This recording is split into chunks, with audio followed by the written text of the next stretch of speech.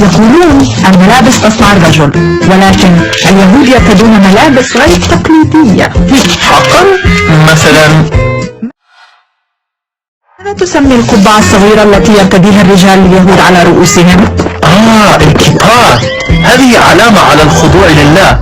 بحسب قصة في التلمود أحد أقدم مصادر الشرع اليهودي، والتي تحكي عن الحخام الذي لا يسير أكثر من مترين مع رأس مكشوف. في يومنا هذا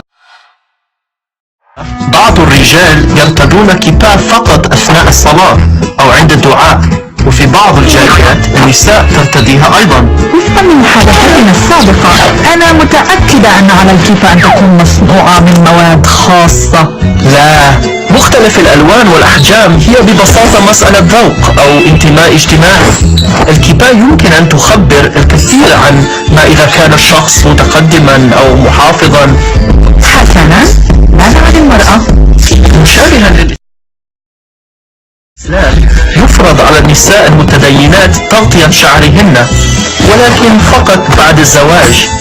إنها علامة على التواضع، حيث يعتبر الشعر نورا للرجال، ولكن على غير الإسلام كشف العنق مسموح. لكني رأيت نساء متدينات جدا يتباهين بشعر رائع.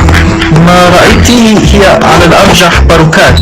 بعض الحخامات لديهم مشكلة مع الشعر المستعار، كما أنهم لا يحبون أن ترتدي النساء السراويل. طيب، وما هو الشيء الذي يشبه العباءة الذي تلبسه عند الصلاة؟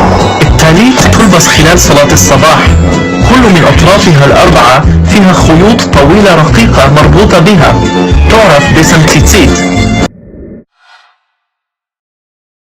يرتديها العديد من اليهود على النسيج تحت قمصانهم، لأن التوراة توصينا أن نرتدي تيتيت على ملابسنا لنذكر فرائض الله.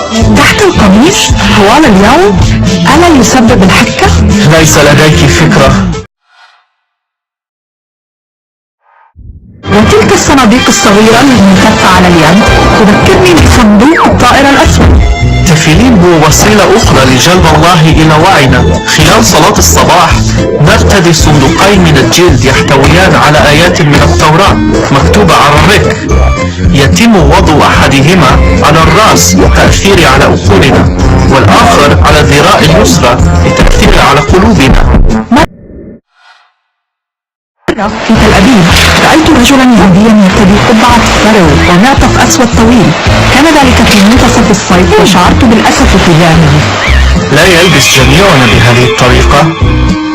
يرتدي اليهود الحسيدين شترايمل من الفرو وجوارب طويلة سميكة للحفاظ على نمط الحياة الذي مارسته مجتمعاتهم في أوروبا الشرقية لعدة قرون.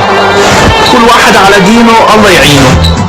حسنا، عندنا سلفيين وعندكم أيضا.